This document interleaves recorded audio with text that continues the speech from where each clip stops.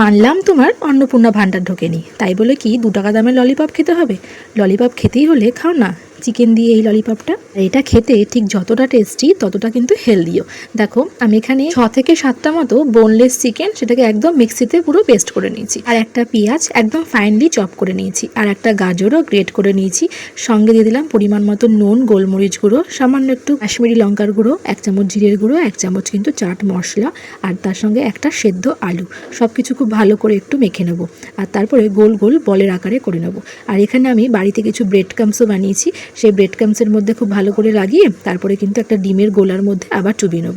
তারপরে আবারও কিন্তু একবার ব্রেড ক্রাম্বসে ঘুরিয়ে নেব। আর এইভাবেই কিন্তু আমি প্রত্যেকটা বল এখানে বানিয়ে নেব। আর এদিকে কড়াইতে তেলটা গরম হয়ে গেছে, তার মধ্যে কিন্তু এক এক করে দিয়ে দিলাম চিকেনের বলগুলোকে ছেড়ে। তবে হ্যাঁ, এটা কিন্তু হাই স্টিমে একদমই করা যাবে না, একদম মিডিয়াম স্টিমে করতে হবে, যাতে করে ভেতরটাও কুক হয়। এইভাবেই কিছুটা সময় নিয়ে আমি কিন্তু চিকেন বলগুলোকে একটু ভেজে নেব এইভাবে। তারপর আর কিছুই না, চলো মেন কাজটা যেটা হলো সার্ভ করে দিই সবাইকে।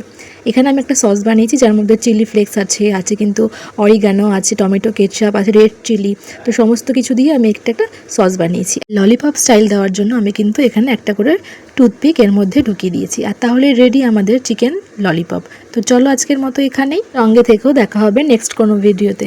তো চলো, টাটা।